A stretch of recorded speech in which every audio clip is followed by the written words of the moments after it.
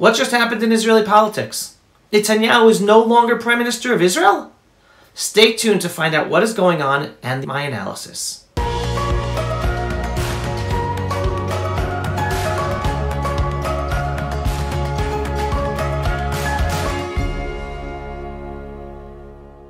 Folks, as you know, social media censorship is growing.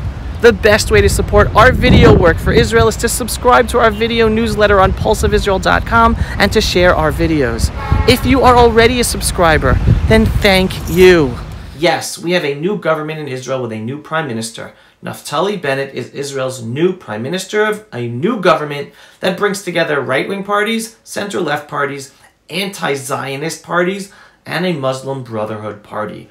A very weird and bad government whose sole shared goal is to get rid of Netanyahu. Besides that, the parties have no ideological similarities at all.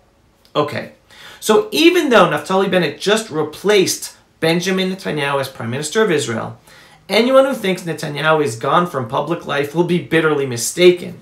Netanyahu is not going anywhere, and he might well return to become Prime Minister again sooner or later. Also, with all of my critiques over the years of Netanyahu, of mistakes he made on a policy level or on a personal level, it is still important to realize that the sole reason his detractors were able to garner the public support necessary to replace him is because of a 25-year witch hunt by the leftist media and judicial establishment that have abused their judicial powers, trying to get rid of Netanyahu since he first became Prime Minister back in 1996. After 25 years of case after case that you should know, they've all fallen apart, including the cases that are in the courts right now. Well, after all of 25 years of case after case, many Israelis are sick of Netanyahu because they have been brainwashed to believe that he is corrupt. Is Netanyahu perfect? No. But is he any more corrupt than any other politician? Not at all. Without this 25-year witch hunt campaign, Netanyahu would still be Prime Minister today. Again, even with all of Netanyahu's faults and mistakes, it is the public attitude that was created due to the 25-year legal witch hunt and media witch hunt that allowed fellow right-wingers like Lieberman, Gideon Sa'ar, and Naftali Bennett to join the left in getting rid of Netanyahu. Without that legal and media witch hunt campaign, they would have not had the public support to join the left and dethrone Netanyahu. So forgive me, I'm not celebrating the first religious right-wing prime minister for Israel because not only is this government extremely problematic with some extremely dangerous precedents, but it also only came about because of this 25-year legal and media witch hunt by the ideological left to take down a right-wing leader, abusing all the powers of democracy, that somehow most people still prefer to ignore how dangerous the ideological left is to democracy, even though they talk in the name of democracy.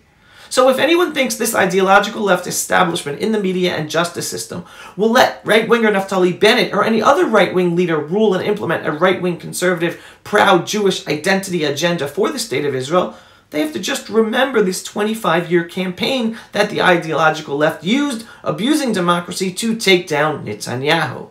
And again, Netanyahu might be down, but he is definitely not out. He will be back.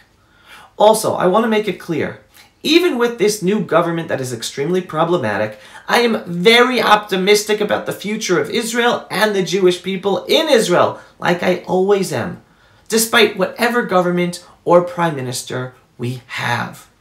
Also, I'm sure that this new government will do some good things that Israel needs, that Netanyahu actually did not do. However, my point, though, is at what price will those things be done with this government? What's my concern? Well, this new Bennett-Lapid government is placing Israel in a very dangerous situation of allowing far-left anti-Israel and anti-Jewish forces within the Labour Party and within the Meretz Party, together with a Muslim Brotherhood Party that should be illegal, putting them in charge of decision-making and budgets for the state of Israel. That is an extremely dangerous precedent for a small country under constant, tremendous international pressures to self-destruct physically and self-destruct spiritually by extinguishing the Jewish character of the state of Israel from internal pressures. Again, while this government might do some good things, my question is at what price, short and long term, will they be done? Here in Israel, we survived the dangerous governments of Yitzhak Rabin, Ehud Barak, and Ariel Sharon, who all greatly appeased our Arab-Muslim enemies, bringing years of terror and bloodshed upon us with thousands of deaths. This government, I don't believe, will be dangerous in those same ways. And we will survive this government too, but again, at what price? Now, with regards to my position on Netanyahu, again, Netanyahu is far from perfect. And as a Jewish Israeli who believes that to have a safe and secure future here in the land of Israel for the Jewish people, we need as many Jews as possible living in Judea and Samaria. We must end Hamas's rule in Gaza for good. We must never allow Iran to have nuclear bombs. We must make much needed reforms to the justice system. We must stop the illegal Arab land grab in the Galil, Negev, and Area C in Judea and Samaria. We must stop the lawlessness in the Arab sector that harms everyone, especially Arabs.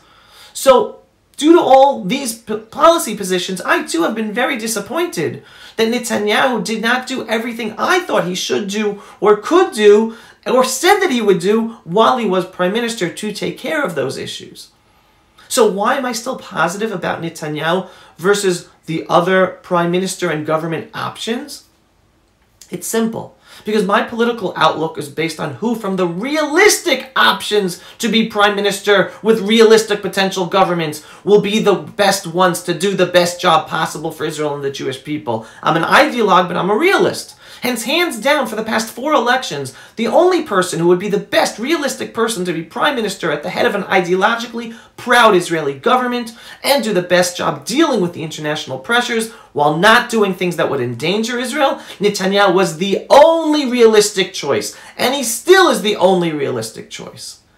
So even though our new Prime Minister, Naftali Bennett, is a right-winger, he will be under tremendous international pressure while having tremendous internal pressure from the anti-Zionist and anti-Jewish forces, including from within his own government. And the worst thing about our situation is that for the first time ever, we had the historic opportunity to have a full right-wing coalition that could have done most of the things we want our government to do. Naftali Bennett and Gideon Sa'ar could have demanded everything from Netanyahu to finally fulfill the agenda of the proud Jewish nationalists. But instead of taking a chance on that, they decided to join anti-Zionist and anti-Israel forces to form a government and instead get rid of Netanyahu. To form a left-wing government and get rid of Netanyahu. Again, as I said before, no matter what good things this Bennett-Lapid government will accomplish, there will be a price that we did not have to pay. And the ideological left in charge of decision-making and budgets will ensure that the price is steep, because that's what the ideological left know how to do. With it all, we are here in Israel regardless of what government we have or who our prime minister is, how good or how bad they are. We are here in our homeland because we Jews are supposed to be living in our eternal and ancestral homeland. Sometimes we have better governments than others, sometimes we have better prime ministers than others. But regardless, we are here because here is where we are supposed to be, not because we agree with a government or a prime minister.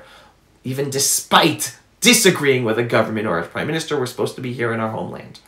I pray that this new government does as much good as possible for Israel, the Jewish people, and humanity, with doing the least amount of damage as possible that the ideological left will try to do while in power with this government. And my final message: do not spend too much time focused on the government or the prime minister. Instead, focus on how to be the best person you can be, and also focus on being thankful to the one above for everything. Yes, everything, all the time. We are a blessed generation. It's up to each and every one of us to keep the blessing going. Am Yisrael Chai, the Jewish people live, and we're living once again in our ancestral homeland.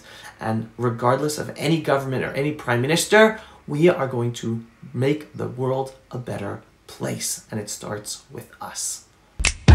Pulse of Israel, frontline videos from the Holy Land. Support our work by donating today.